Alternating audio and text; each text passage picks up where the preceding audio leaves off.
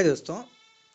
अब हमारा जो आरआरबी एनटीपीसी का एग्ज़ाम है वो तो लगभग मई के मतलब मई में शुरू होना चाहिए, ऐसा कुछ है। तो इसीलिए आपसे मतलब हर दिन कोशिश करूँगा मैं कि जो मैं मॉक टेस्ट दे रहा हूँ टेक्स्ट बुक उसका जो solutions, detail solutions as a mock मैं आप लोगों को सामने रख पाऊँ, ठीक है।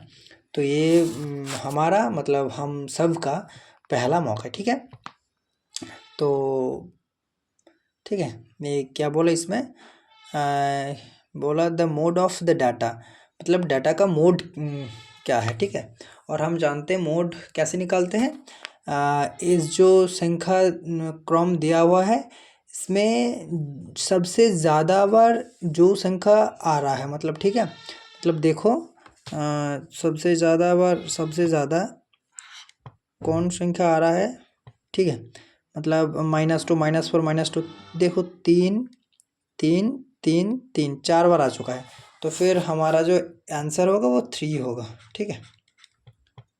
ठीक है, मोड बस उतना कुछ है नहीं, जितने मतलब जितने ज़्यादा बार कोई संख्या आएगा वही हमारा मोड कहलाएगा, ठीक है। तो बस नेक्स्ट क्वेश्चन, व्हाट, ये तो हमारा मतलब ये रीजनिंग है, ठीक है। तो ये नहीं, ये है, ठीक है। द लेंथ ऑफ रेक्टेंगुलर, क्या बोला, the length of a rectangular room is twice of its breadth, ठीक है। The cost of flooring is रीज 100 per square metre and the total cost involved is रीज 5000, ठीक, 5000, ठीक है। तो टोटल कॉस्ट, ठीक है, टोटल कॉस्ट कितना है, टोटल कॉस्ट जो है वो कितना, टोटल खर्चा है 5000, ठीक है। और 1000 पर स्क्वायर मीटर मतलब कितना स्क्वायर मीटर वो आ जाएगा, ठीक है। तो दोनों दोनों से दोनों कट जाएगा, तो फिर मतलब हमारा जो एरिया है, जो ठीक है एरिया है उसका जो मतलब मान है वो 50 मीटर स्क्वायर है, ठीक है, 50 मीटर स्क्वायर है। और हम जानते हैं सभी कि रेक्टेंगुलर जो मतलब एक चित्र है उसका जो एरिया होता है वो लेंथ इंटू ब्रेथ होता है, ठीक है। मतलब लेंथ, ठीक है, लेंथ और ब्रेथ के गुणा होता है, ठीक है, ठीक है, लेंथ और ब्रेथ के गुणा होता है। तो मतलब 50 अगर मैं लिखूँ तो 50 इक्वल्स टू कितना हो जाएगा, 50 इक्वल्स टू 50 इक्वल्स टू कितना हो जाएगा, जो उसका लेंथ है, मतलब लेंथ अगर मैं x मान लूँ तो x और ब्रेथ y मान लो तो x y गुणा हो जाएगा, ठीक है। और यहाँ पे मुझे कंडीशन दिया गया है हम लोगों को, ठीक है, क्या बोला, जो रूम का जो लेंथ है वो ब्रेथ का दुगना है, ठीक है। तो हम यहाँ पर अगर जो ब्रेथ y है तो ब्रेथ को y मानो तो लेंथ कितना हो जाएगा 2y हो जाएगा, ठीक है, 2y हो जाएगा। तो फिर 50 इक्वल्स टू 2y², ठीक है। तो y² इक्वल्स टू 25, ठीक है। तो y इक्वल्स टू 5, ठीक है। तो y अगर 5 हो जाएगा मतलब हमें चाहिए कि find the length of the room. तो y मतलब किसका, y ब्रेथ का मान है, ठीक है। और लेंथ उसका दुगना है, तो फिर लेंथ कितना हो जाएगा 5 × 2 हो जाएगा ना, 5 × 2 2y, ये हमारा लेंथ है। तो फिर 10 मीटर ये हमारा क्या हो जाएगा, लेंथ हो जाएगा, ठीक है। नेक्स्ट क्वेश्चन, क्या बोला, Krishna and Ajay can do a work together in 12 days if Krishna is thrice as efficient as Ajay, ठीक है। Krishna is thrice as efficient as Ajay, तो फिर in how many days will Ajay do the job alone, ठीक है। मतलब कृष्णा और अजय का जो एफिशिएंसी का रेशियो है, कृष्णा और अजय इन दोनों का जो एफिशिएंसी का रेशियो है 3:1 है, ठीक है। ये बोला ना कृष्णा जो थ्राइस है वो अजय का एफिशिएंसी का, तो 3:1 है।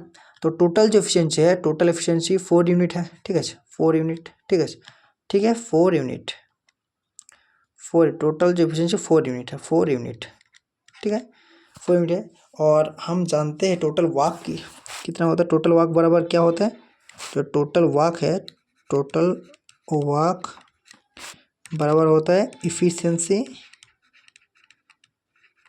इफिशिएंसी गुना टाइम, ठीक है, इफिशिएंसी गुना टाइम। तो फिर क्या है, टोटल वर्क बराबर इफिशिएंसी गुना टाइम है, ठीक है। तो इफिशिएंसी कितना है, इफिशिएंसी है हमारा जो इफिशिएंसी दिया गया, इफिशिएंसी कितना दिया गया, ठीक है, इफिशिएंसी दिया है, इफिशिएंसी है टोटल 4 यूनिट है और टोटल टाइम 12 डेज है। तो टोटल वर्क कितना आ जाएगा, 4 गुना 12, ठीक है, 48 यूनिट टोटल वर्क। और हमें चाहिए क्या, वो अजय। तो अजय की एफिशिएंसी क्या है, कितना है, मतलब अजय की एफिशिएंसी 1 यूनिट है। तो फिर और टाइम कितना निकल के आएगा, टोटल वर्क अपॉन एफिशिएंसी। तो फिर टोटल वर्क तो यही है, कांस्टेंट है ना, सबके लिए यही काम है, ठीक है। तो फिर हमारा अजय का जो टाइम आएगा 48 टोटल वर्क अपॉन एफिशिएंसी, उसका एफिशिएंसी 1 है, तो फिर 48 डेज आ जाएगा, ठीक है। नेक्स्ट क्वेश्चन, ये नहीं है, ये है, ठीक है दोस्तों। ये देखिए, ये कुछ नहीं था, मैं थोड़ा ज़्यादा सोच गया, इसलिए मेरा जो ये क्वेश्चन है गलत हो गया। ये देख पा रहे हो अब, ये मेरा क्वेश्चन जो 9 नंबर का गलत है, ठीक है। तो ये क्या था, कुछ नहीं था, x divided by 6 then remainder 5, ठीक है। मतलब हम जो संख्या है x को हम 11 मान ही सकते हैं।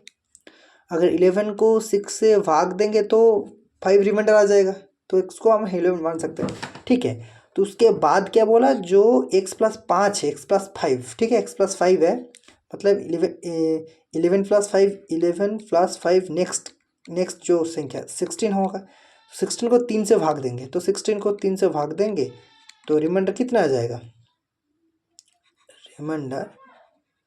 रिमाइंडर जो आएगा ना वो 1 निकल के आएगा। 3, 5 और 15, तो फिर 1 रिमाइंडर आ जाएगा, तो फिर रिमाइंडर 1 है, ठीक है। नेक्स्ट क्वेश्चन, ठीक है, ये नहीं है, ये नहीं, हाँ ये है, ठीक है। इसमें क्या बोला, one is certain sum of money, the compound interest for 12 years, one is certain sum of money, the compound interest for 12 years is इतना, ठीक है। And simple interest for the same sum period of time इतना, rate of interest, ठीक है। मतलब compound interest इतना है और हमें सिंपल इंटरेस्ट इतना है। तो फिर जो 2 साल है, तो फिर 2 साल का जो कंपाउंड सिंपल इंटरेस्ट का डिफरेंस कितना है, मतलब 14.5, ठीक है, ठीक है, 14.5। तो सी आई डिफरेंस एस आई, सी आई और एस आई का जो डिफरेंस है वो कितना है, 14.5 रुपीज़ में है, ठीक है, 14.5 रुपीज़ में। तो फिर और हम सभी जानते हैं जो 290 है, ये 2 साल का सिंपल इंटरेस्ट है, और हम सभी जानते हैं कि जो सिंपल इंटरेस्ट बराबर होता है, मतलब 2 साल का अगर सिंपल इंटरेस्ट 290 है तो 1 साल का 145 हो जाएगा, ठीक है ना।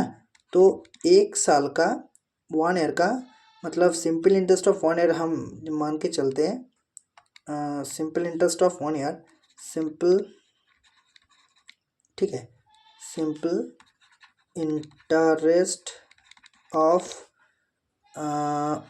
1 ईयर, ठीक है, कितना होगा, इक्वल्स टू 145 रुपीज़, ठीक, 145 रुपीज़।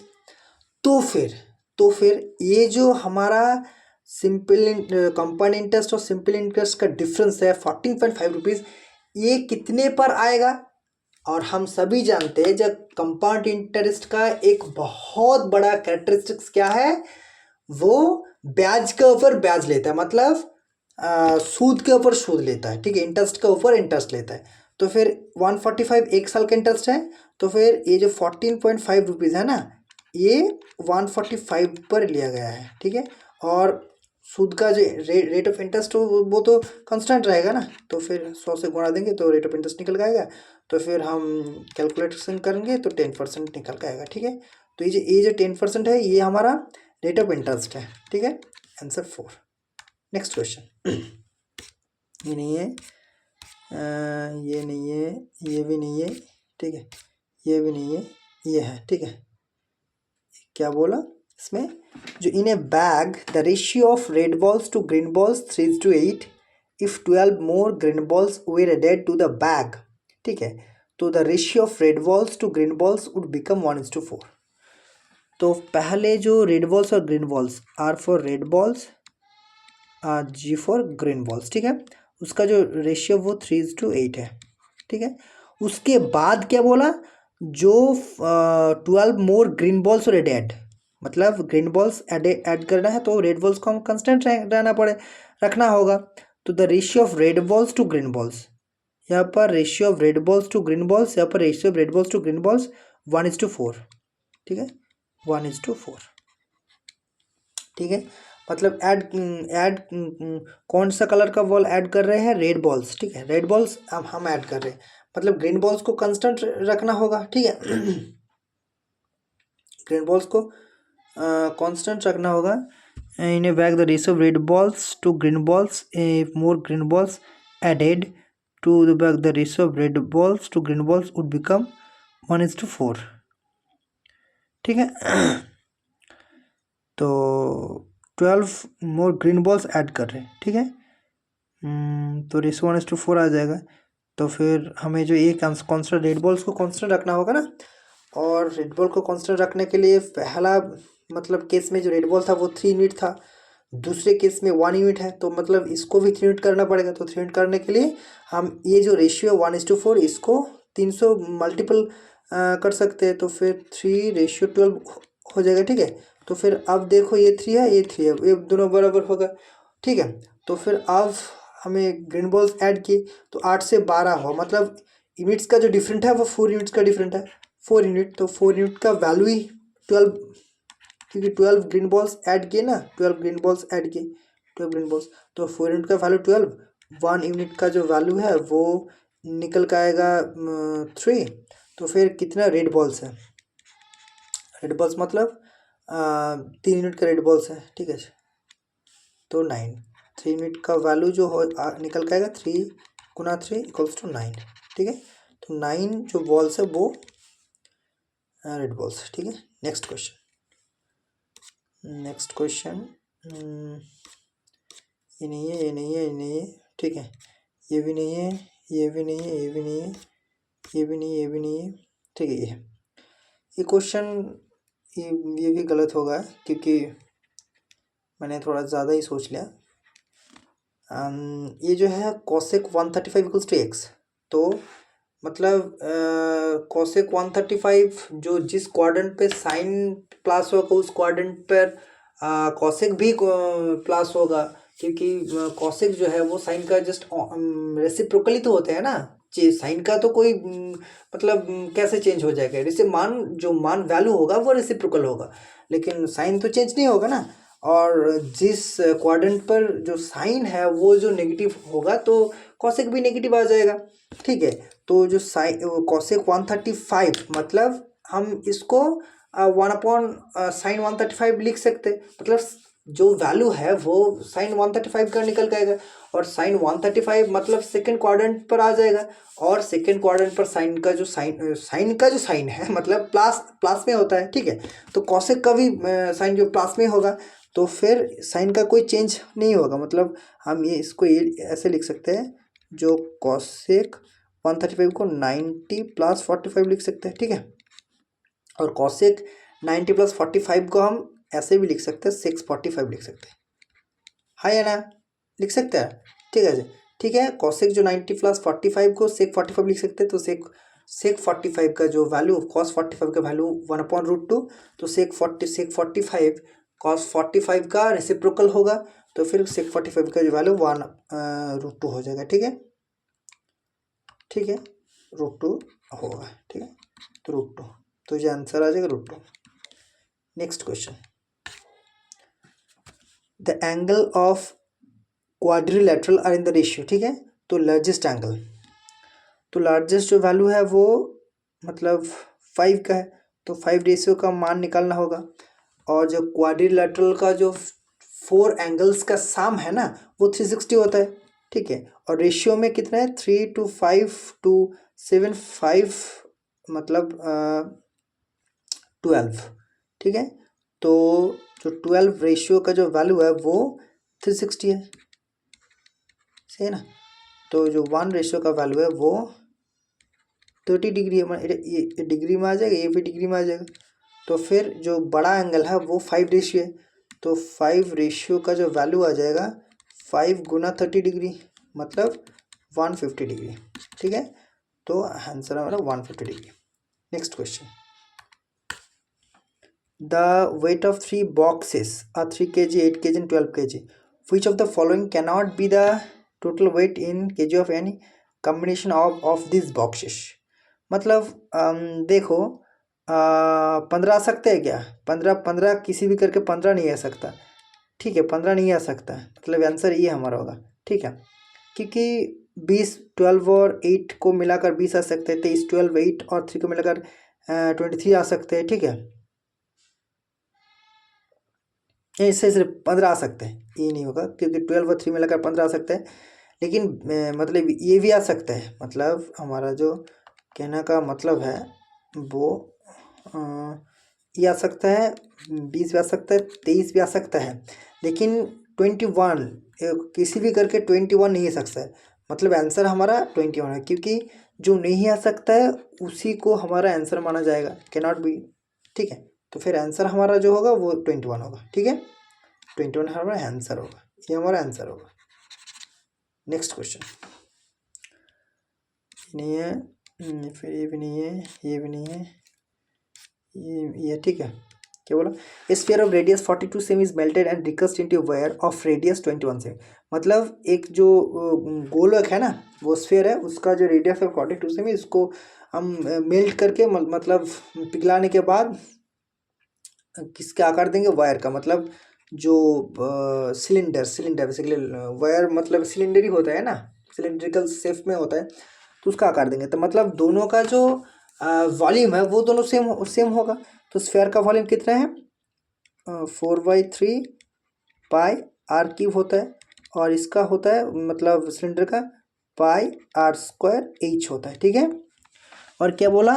जो स्फीयर है उसका रेडियस है इतना और वायर का रेडियस इतना, तो फिर दोनों तरफ से पाई पहले काट दे रहे हैं। ठीक है, और हम अलग करने के लिए ये जो R1 और R2 मान दे रहे हैं, लेकिन आर सही है, एक नहीं है ना, दोनों का जो रेडियस वो सेम नहीं है, तो फिर R1 R2 दे रहे हैं। ठीक है, तो फिर यहाँ पर हम लिख सकते हैं 4/3 R1 क्यू, R1 मतलब इसका जो रेडियस है 42 सेमी, तो 42 तर होल क्यूब। ठीक है, ये लिख सकते हैं हम। ठीक है, इक्वल्स टू R2 मतलब रेडियस कितने हैं? 21 मतलब 21। ठीक है, 21 स्क्वायर और एज का मान निकालना। ठीक है, लेंथ ऑफ एज। ठीक है, तो कोई बात नहीं, हम एक ऐसे यदि सिंप्लीफाई करेंगे तो कैसा आएगा?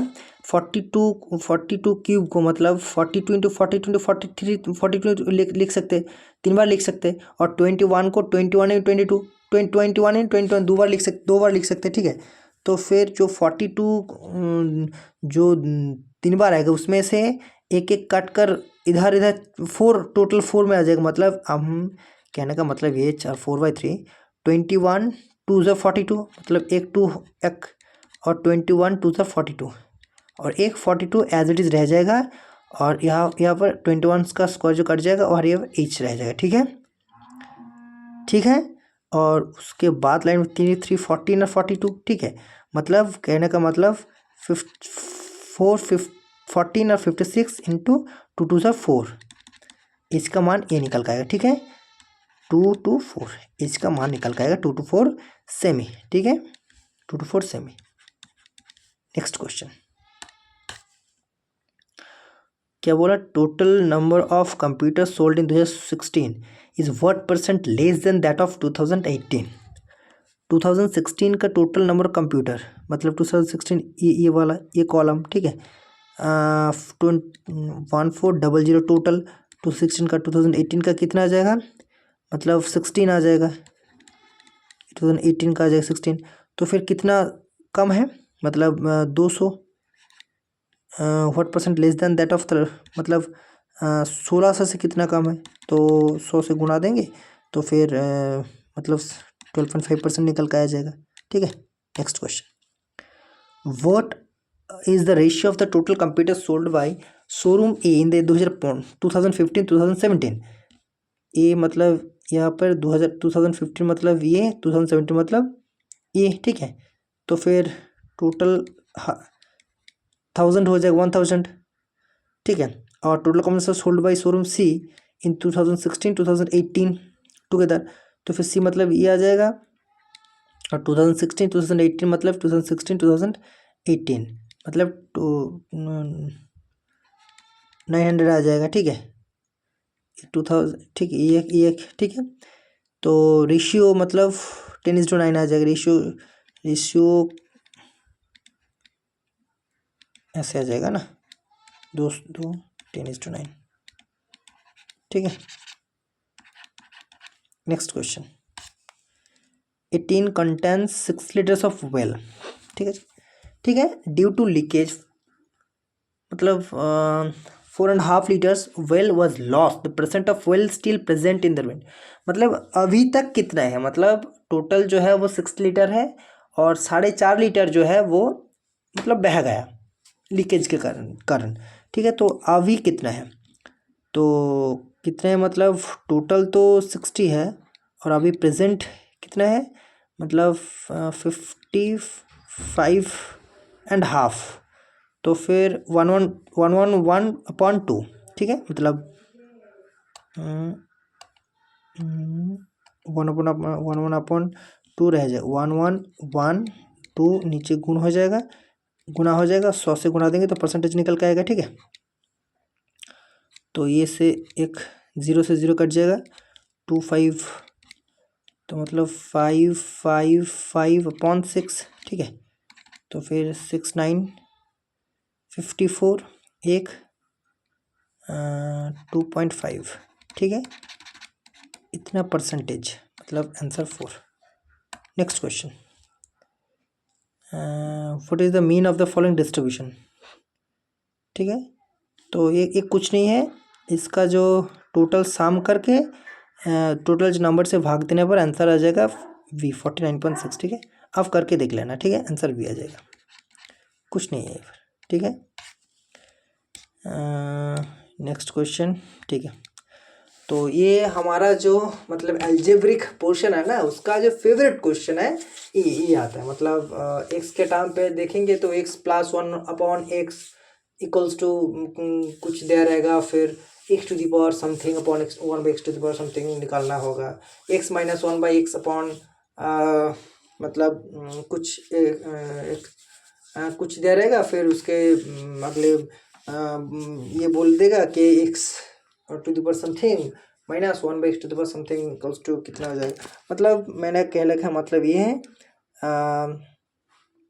हमें ऐसा कुछ दिया रहता है x/1/x इक्वल्स टू समथिंग, मतलब समथिंग कुछ दिया रहता, मतलब कुछ है, मतलब इसको हम अगर z ही मान ले तो z है, तो फिर हमें उसके बाद निकालना होगा ऐसा कुछ n-1x n तो कितना, तो ऐसा पैटर्न ऐसा कुछ रहता है, ठीक है, पैटर्न ऐसा कुछ रहता है, ठीक है। देखो यहाँ पर p-1/p इक्वल्स टू √7 है, तो p-1/p √7, तो हमें निकालना है कि p⁻³ -1/p⁻³, मतलब कहने का ये मतलब है जो a-b दिया है, हम अगर p को a मान लेते 1/p को b मान लेते तो a-b दिया है, और हमें a³ चाहिए, तो हम a³ का फॉर्मूला जानते हैं, ठीक है। कैसे, a-b मतलब a³ का फॉर्मूला क्या होता है, a-b into c-b³ plus 3ab into a-b होता है, और हम अगर p इक्वल्स टू a मान लेते हैं 1/p इक्वल्स टू b मान लेते हैं, तो फिर हम अगर यहाँ पर पुट कर देंगे, ठीक है, पुट कर देंगे तो क्या निकल कर आएगा, p-1/p का whole cube plus 3 into p into 1/p, मतलब p into 1/p cancel out हो जाएगा तो 3 आ जाएगा, और p -1/p, ठीक है, p -1/p 1/p, ठीक है, ठीक है। तो p -1/p इक्वल्स टू √7, तो √7 का होल क्यूब आ जाएगा +3 × √7 आ जाएगा। तो √7 का होल क्यूब 7 √7 आ जाएगा +3 √7, मतलब ओवरऑल 10 √7 आंसर है। ठीक है, 10 √7। नेक्स्ट क्वेश्चन, ये नहीं ठीक है, ये हमारा आंसर है। ठीक है, एक क्वेश्चन है, Suman deposited rupees 43,000 to obtain simple interest at the rate of 14% per annum for 4 years। ठीक है, find the total amount she receives after 4 years। देखो दोस्तों, यहाँ पर एक हम मतलब ट्रेडिशनल मेथड में तो हम कर देंगे, लेकिन मेरा जो कहना का मतलब ये है साफ साफ, जो हमारे एग्ज़ाम्स है, एग्ज़ाम्स में हम टाइम को कैसे बचाए, मतलब हम टाइम ज़्यादा कंज्यूम नहीं कर सकते हैं, तो इसीलिए हम वहाँ पर कैसे भी करके कुछ भी मतलब करके जो ट्रिक लगाया जा सकता है वो कोशिश करेंगे। तो यहाँ पर एक ट्रिक है, मतलब मैं बता दे रहा हूँ क्या है। जो 14% है 4 ईयर्स का है, मतलब टोटल 56% और सिंपल इंटरेस्ट है, कोई बात नहीं, मतलब 56% है।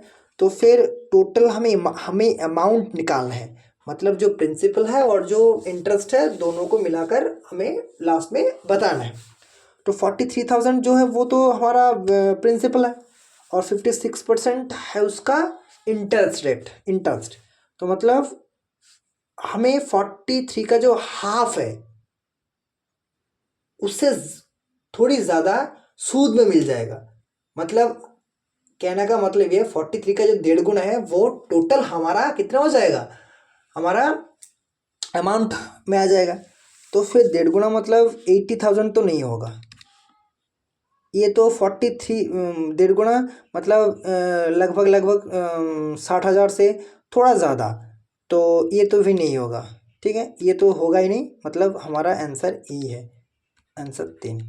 ठीक है, और अगर हम ट्रेडिशनल मेथड से करेंगे तो ठीक है, इसका जो 43% निकाल मतलब 56% निकाल लेते हैं, मतलब 430 × 56 आ जाएगा। ठीक है, तो फिर हमें जो निकालना है इसका जो वैल्यू आ जाएगा वो कितना आ जाएगा, 43 × 56 का जो हम मतलब गुना कर देंगे तो हमें कितना निकल का आ जाएगा,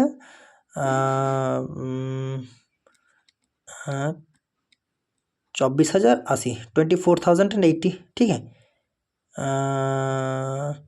ठीक है, तो फिर इसके साथ इसको एडिशन कर देंगे, ऐड कर देंगे, तो हमारा जो टोटल अमाउंट है वो निकल कर आ जाएगा। ठीक है, next question, the two trains are running on opposite tracks between station A and B. After crossing each other, they take 4 hours and 9 hours respectively to reach the station। ठीक है, तो ऐसा कुछ है, मतलब हमारा ये जो टोटल डिस्टेंस है ऐसे स्टेशन, ठीक है, ए है, स्टेशन बी है, तो हम एक ट्रेन इधर से इधर को जा रहा है और एक ट्रेन इधर से इधर। ठीक है, मतलब दोनों अगर इस पॉइंट पर मीट करेंगे, ठीक है, इस पॉइंट पर मीट करेंगे, तो ये जो ट्रेन हम मान लेते हैं जो ए से बी जा रहा है वो एक्स ट्रेन है, जो बी से ए जा रहा है वो वाई ट्रेन है।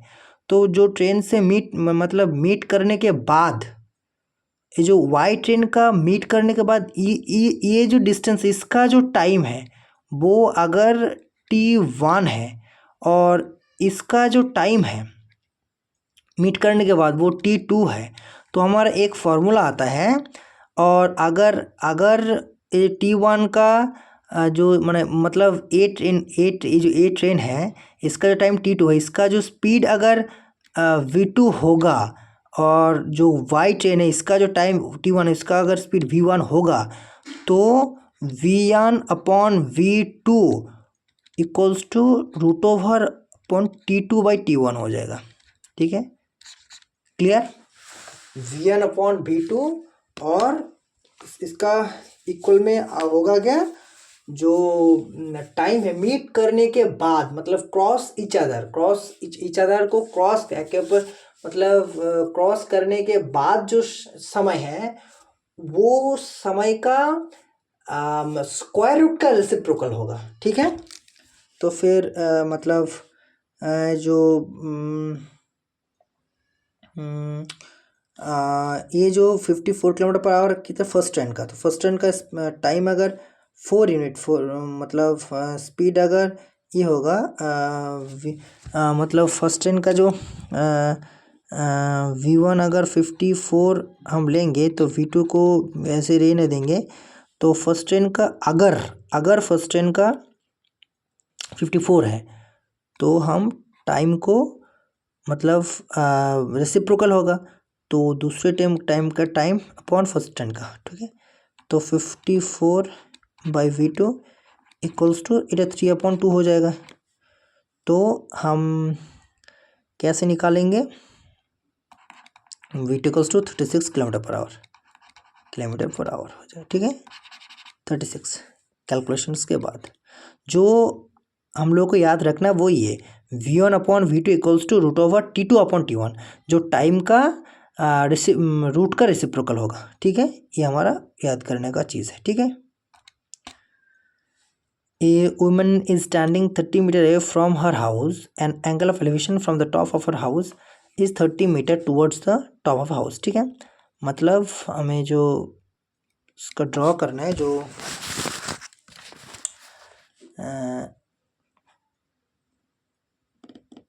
ठीक है, ये है और एक ये है। ठीक है, वुमेन स्टैंडिंग 30 मीटर, मतलब इनका डिस्टेंस 30 मीटर। ठीक है, from our house an angle of elevation from the top of our house 30 metre. From the top of our house, from the top मतलब from the towards the top, की मतलब an angle of elevation from the top of our is 30 degree towards the top of our house, मतलब ऐसे ऐसे ये जो angle है वो 30 डिग्री है। ठीक है, फिर angle of elevation of our foot is 60 degree towards the top of the house, मतलब ये जो एंगल है, मतलब नहीं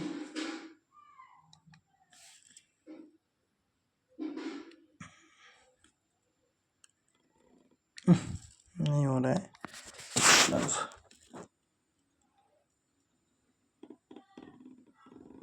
ठीक है, मतलब ये जो एंगल है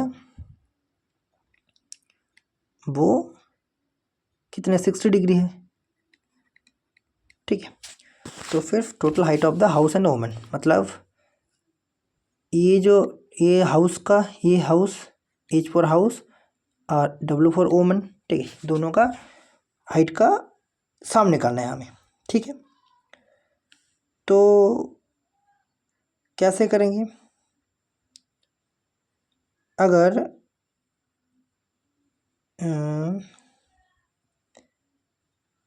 ये 60 है, मतलब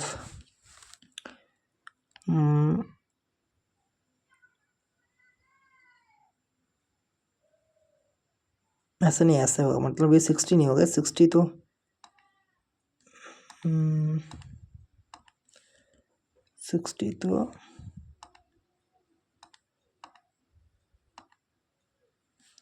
60 तो वैसे नहीं होगा, मतलब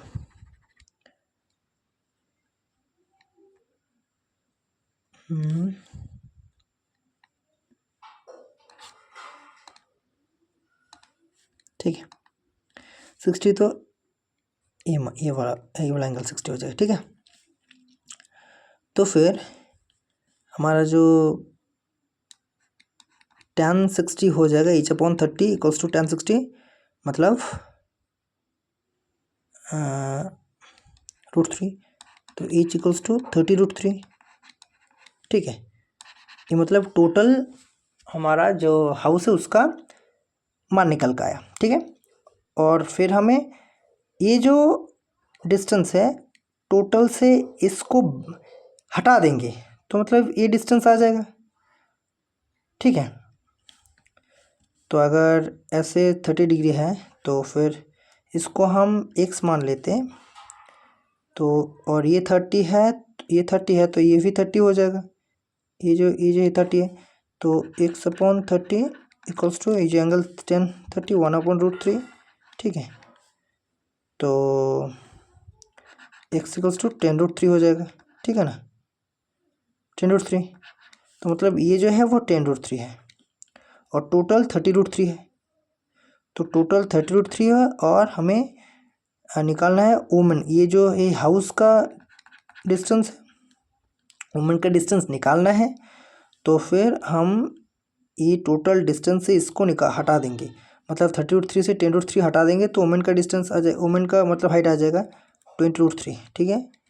तो ओमेन का हाइट 20√3, हाउस का हाइट 30√3, टोटल ओमेन और हाउस का हमें निकालना है, find the total height of the house and woman. तो फिर 30√3 20√3 50√3, ठीक है, तो 50√3 आ जाएगा, ठीक है, ठीक है। नेक्स्ट क्वेश्चन, ठीक है। Rajiv read 5/8 part of a book in one day. Next day he read 2/3 part of rest. मतलब 5/5 पार्ट ऑफ बुक हम अगर है टोटल 8 पेजेस है, ठीक है, टोटल पेजेस 8 है, हम मान लेते हैं टोटल पेजेस, जो टोटल पेजेस वो 8 है।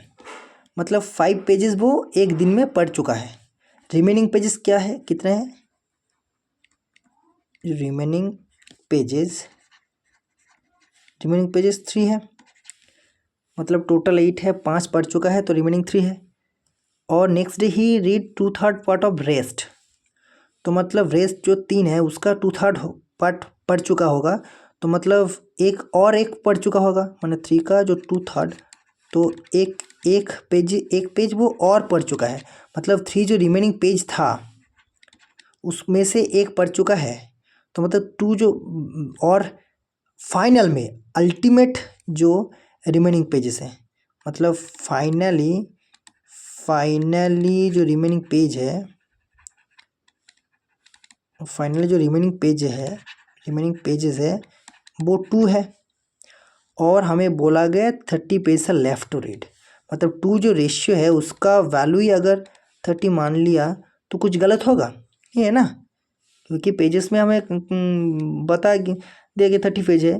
तो how many page does the book content, total page कितना है, 8 है। तो 2 का वैल्यू है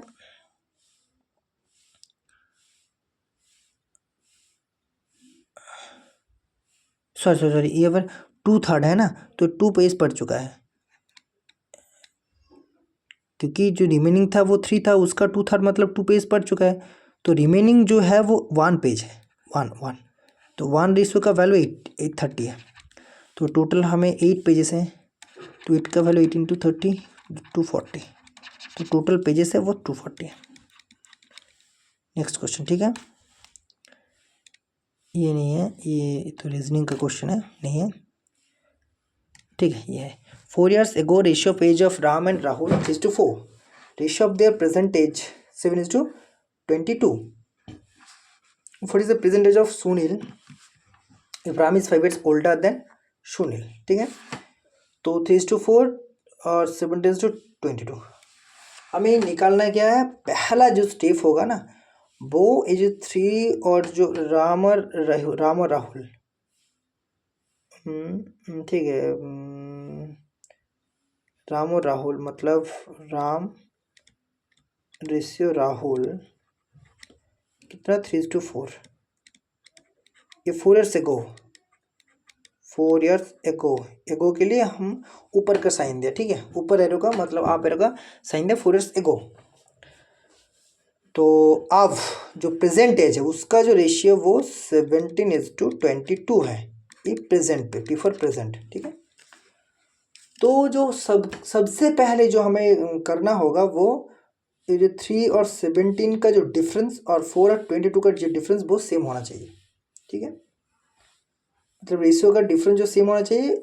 कैसे होगा, मैं जो पहले मॉक सॉल्यूशंस किया वो आपके मतलब आपके लिए आप लोगों के साथ, ठीक है। तो उसमें से मैंने बताया था कि जो ऐसा टाइप का क्वेश्चंस आता है ना, तो उसमें करना क्या होता है, जो फर्स्ट फेज का जो रेशियो है, उस जो रेशियो का डिफरेंस, मतलब यहाँ पर जो 3 और 4 है उसका जो डिफरेंस है, मतलब एक है, उस डिफरेंस से सेकेंड फेज का जो रेशियो है उसको गुना देना होगा, मतलब मल्टीप्लाई करना होगा। मतलब सेकेंड फेज का रेशियो 70 से 22, और उसी तरह वाइस वर्सा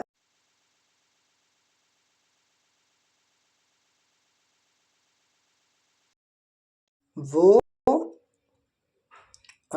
उसको मतलब उसका जो डिफरेंस है, उस डिफरेंस से पहला फेज का जो रेशियो है उसको गुना देना होगा, मतलब मल्टीप्लाई करना होगा। तो यहाँ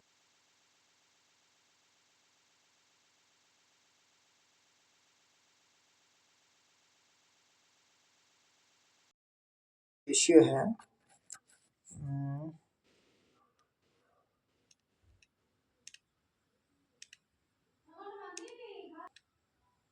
ठीक है राम राहुल, तो फिर डिफरेंस है 5, तो 5 से गुना देना होगा पहला जो रेशियो उसको, तो फिर ठीक है। तो फिर जो 5, ये जो प्रेजेंट है इसको पहले लिखते हैं 3 और रेशियो 4, डिफरेंस एक है, एक से इस दोनों रेशियो को गुना देंगे तो 17:22 आ जाएगा। और इसका जो डिफरेंस है 5 से पहला जो रेशियो उस दोनों मल्टीप्लाई करेंगे तो 15:20, ठीक है। ठीक है, तो देखो 17 से 15 का डिफरेंस 2 है, और 22 से 20 का डिफरेंस 2 है, और ये जो प्रेजेंट का एज का रेशियो ये 4 साल पहले का, मतलब रेशियो में डिफरेंस 2 है, 2 रेशियो, और साल में डिफरेंस 4 ईयर्स, तो एक रेशियो का जो डिफरेंस है वो 2 ईयर्स है। निकालना है क्या हमें, Sunil if age of Sunil Ram is, तो राम का एज निकालना पड़ेगा पहले। तो राम का जो मतलब प्रेजेंट एज 34 है, 17 रेशियो, तो 17 रेशियो का जो वैल्यू है 7 इंटू 2 34 है, 34 ईयर है, ठीक है, 34 ईयर है। और हमें क्या बोला गया, जो एज ऑफ सुनील है वो 5 ईयर्स ओल्डर देन मतलब राम है, what is the percentage of Sunil if Ram is 5 years older than Sunil, मतलब सुनील से राम 5 साल बड़ा है। तो राम का अगर एज 34 है, मतलब सुनील का एज 5 साल छोटा होगा, मतलब 29 हो जाएगा, ठीक है, 29। नेक्स्ट क्वेश्चन, नेक्स्ट ये तो रीजनिंग है, ठीक है।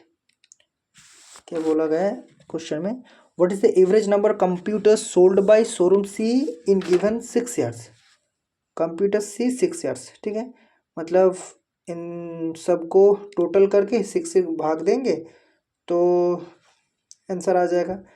तो फिर आंसर आ जाएगा हमें 6 तो 500, ठीक है, मतलब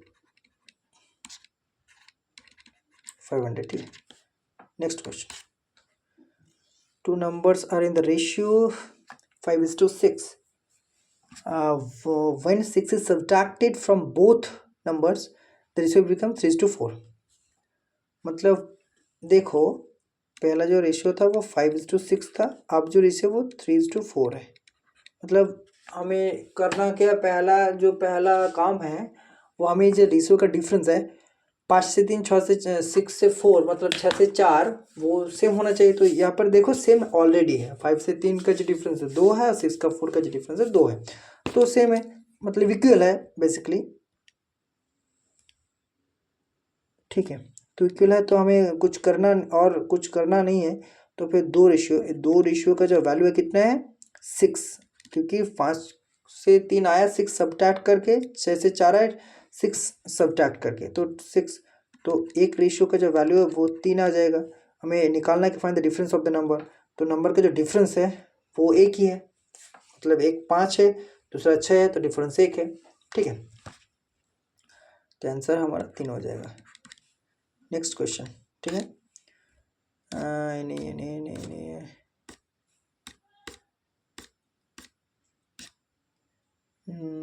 ठीक है, ठीक है।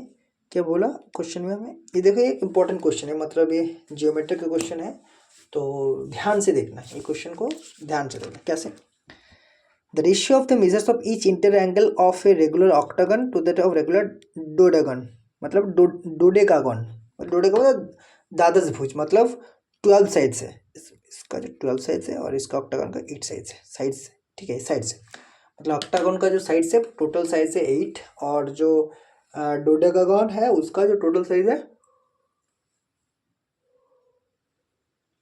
सॉरी दोस्तों फॉर योर इनकन्वीनियंस, तो उसका जो साइड है 12। और हमें ये पता है जो 360 अपॉन साइड है उसका जो मान है वो exterior angle, E A for exterior angle मतलब बहिकोण, ठीक है, बहिस्थ कोण, ठीक है। तो फिर इसका जो जो ऑक्टागन है उसका अगर हमें बहिस्थ कोण निकालना है तो फिर 360 अपॉन 8 इक्वल्स टू 45 निकल के आएगा, 45 डिग्री। तो इसका जो इंटीरियर एंगल है मतलब अंतस्थ कोण, interior, I for interest angle, मतलब 180 माइनस 45 हो जाएगा, तो फिर 135 हो जाएगा, ठीक है। और सेम मेथड फॉलो करके हमें क्या निकालना है,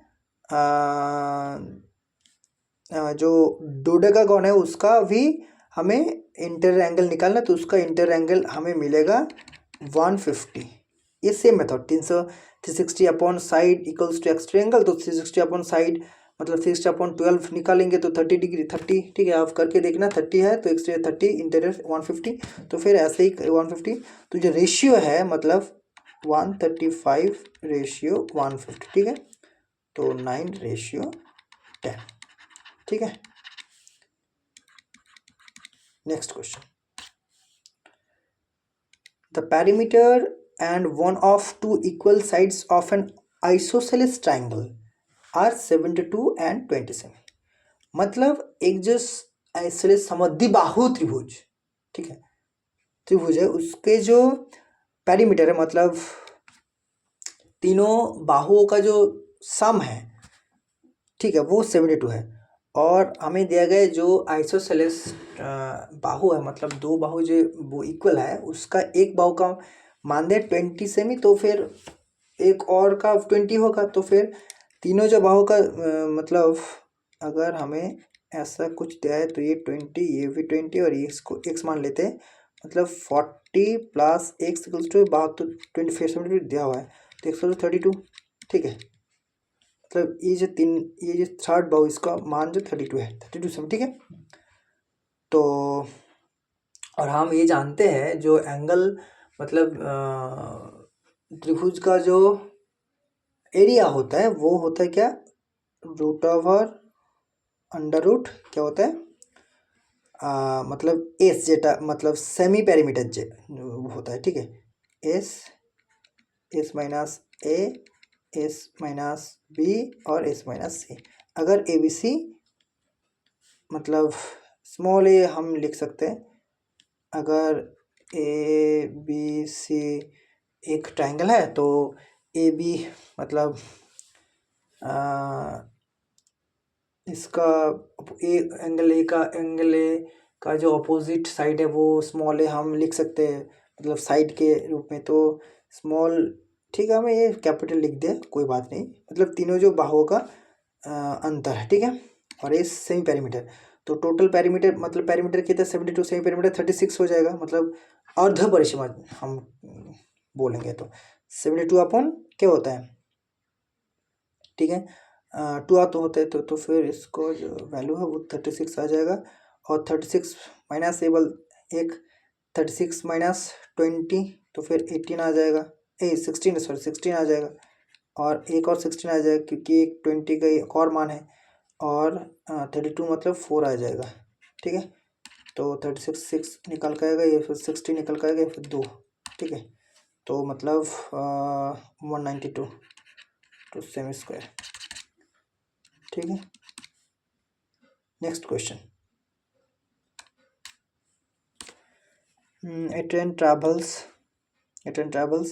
from station 1 to station 2 at the speed of 24 km per hour and returns to station 1 from station 2 speed of 36 km per hour. मतलब जो एवरेज स्पीड है, तो एवरेज स्पीड का जो फॉर्मूला होता है ना, एवरेज जो स्पीड होता है वो एवरेज स्पीड का जो फॉर्मूला होता है 2ab/a+b। जब a इक्वल, हम मान लेते हैं जो फर्स्ट स्पीड है और b सेकंड स्पीड, तो मतलब 2 इंटू फर्स्ट स्पीड कितना है, फर्स्ट टाइम 24, सेकेंड का 36, ठीक है। तो फिर और 24 प्लस 36 60 होता है, ठीक है। तो फिर हम कैलकुलेशन करेंगे, तो फिर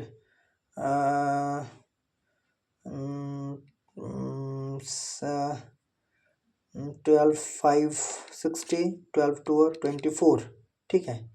तो फिर 144/5 तो 28.8 किलोमीटर पर आवर, ठीक है। 28.8।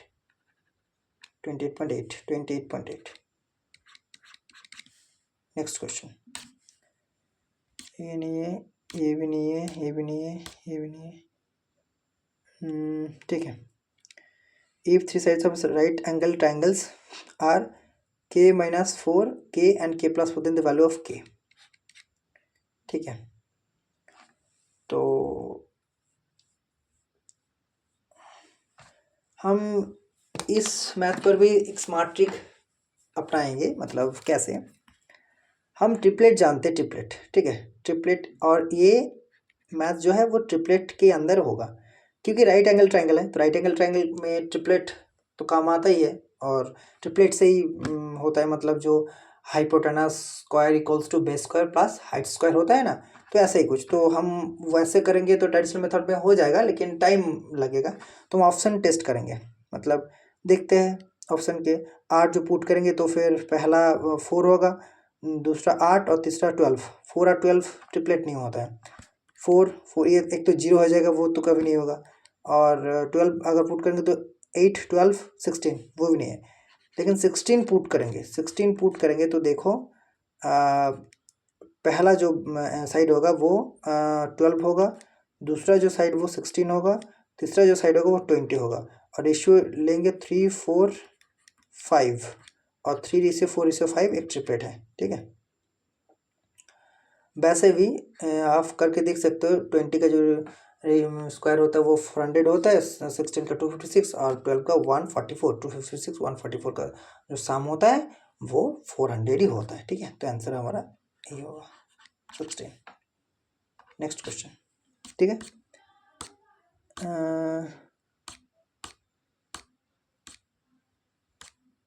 नहीं नहीं नहीं नहीं,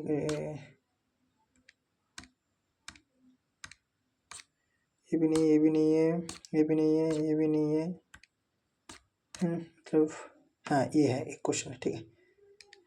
क्या height and slant height of A cone is 27-25 semi respectively, find the volume of cone.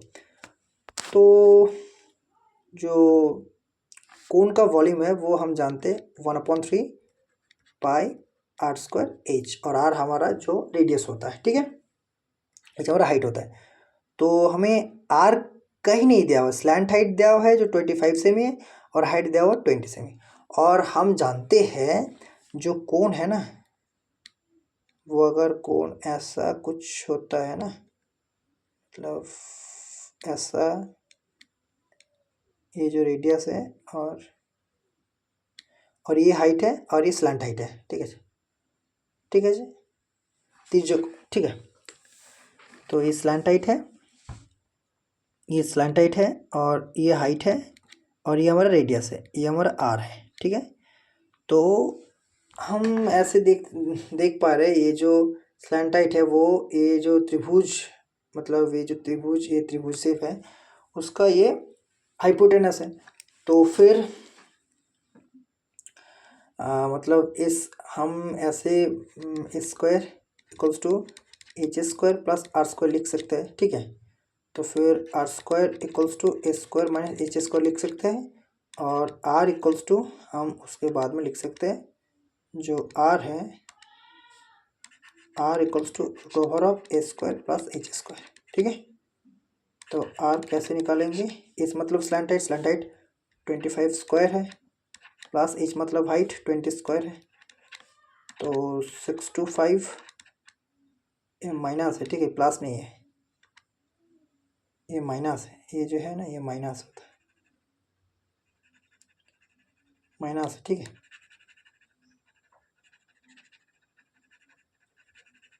ठीक है, तो ये माइनस है और ये भी माइनस है, तो फिर 400, तो √225, तो ये 15 आ जाएगा, तो ये आर का वैल्यू है, आर का वैल्यू, ठीक है, मतलब रेडियस है।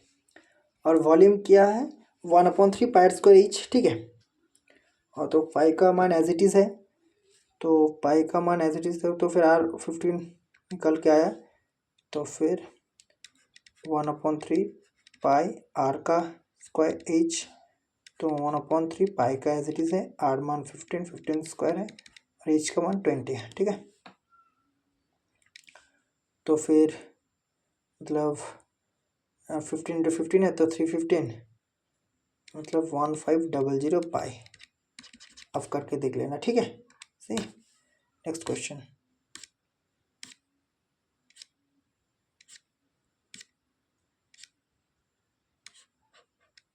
ठीक है, मतलब ये क्वेश्चन है, the following observation of ascending order, the median of the data is 250। और मीडियन कैसे निकलते हैं, मतलब पहले असेंडिंग ऑर्डर में लिखना होगा, मतलब क्रमागत स्मॉल से छोटा से बड़ा करके जो अंक लिखना होगा। फिर अगर अगर अगर हमारा जो नंबर ऑफ टर्म्स है, नंबर ऑफ टर्म्स होगा वो इवन होगा, तो कंडीशन क्या है, जो नंबर ऑफ टर्म्स इन होगा तो इन अपॉन मतलब n/2 करेंगे पहले, जो निकल के आएगा उस मतलब n/2 करेंगे, जो निकल के आएगा, x निकल के आया, ठीक है, एज इट इज़ मान लेते हैं x निकल के आया, और उसका जो बाद का टर्म होगा y, अगर y होगा उस एक से x, ठीक है, n/2 करके x निकल के आया, और उसका बाद का जो टर्म है वो अगर y निकल का y मतलब y होता है, तो फिर जो हमारा मीडियन होगा वो x + y/2 होगा, ये हमारा मीडियन होगा, ये हमारा मीडियन होगा, ठीक है। और अगर नंबर ऑफ टर्म्स जो इवन ऑड होगा तो कुछ नहीं है, n/2 कर देंगे, वही हमारा मीडियन कहलाएगा, ठीक है। और यहाँ पर जो नंबर ऑफ टर्म्स देखो इवन है, ठीक है, 1 2 3 4 5 6 7 8 9 10 10 इवन है, तो इवन है तो फिर मतलब 10/2 5 10/2 5 है, उसका पद 5 है तो x + y/2, तो 5 है, 5 और 6, तो 1 2 3 4 5 6, मैंने x और x + 2/2 करके हमें मीडियन मिलेगा, और मीडियन दिया है 250, तो हम लिख सकते हैं x + 2/2 = 250, ठीक है। तो इसका मान निकालना है, तो x मतलब x + x 2x,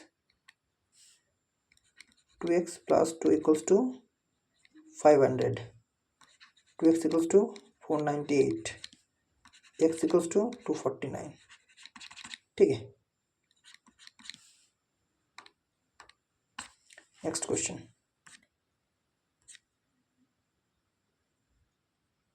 ठीक है, the average of 10 numbers is 46. Later it was found that a number 46 wrongly taken as 53. मतलब एक्चुअली 46 था, लेकिन हम कितना लिए थे, मतलब 53 लिए थे, ठीक है। तो मतलब ज़्यादा कितने लिए, 46 और 53 के अंतर कितना होगा, 7 ज़्यादा लिए, मतलब 7 घट जाएगा, और घटेगा तो सब में बटेगा, तो फिर नंबर ऑफ टर्म्स को तो कोई हेरफेर नहीं हो रहा है ना, तो फिर नंबर ऑफ टर्म्स 10 है तो 7 घाटा तो सब में बटेगा, तो 0.7, तो 0.7, अब जो एवरेज है वो ठीक है कम हो जाएगा, लेस हो जाएगा, तो 45.3, तो बराबर न्यू एवरेज जो है वो 46 माइनस 0.7 तो 45.3, ठीक है 45.3। नेक्स्ट क्वेश्चन दोस्तों, यहाँ पर हमारा जो मैथ का सॉल्यूशन है वो ख़त्म होता है। तो आप लोग को पास एक विनती है, मेरा जो चैनल है उसको सपोर्ट करो। और मैं मतलब कोई तो वल्गर कंटेंट नहीं बनाता हूँ, मतलब पढ़ाई के रिलेटेड स्टडी के रिलेटेड बनाता हूँ। तो सपोर्ट करो, सपोर्ट दिखाओ और आप बने रहना मेरे साथ। मैं जो हर दिन एक मॉक देता रहता हूँ उसको, उसका जो मतलब सॉल्यूशंस है वो आप लोगों के साथ ही शेयर करता हूँ।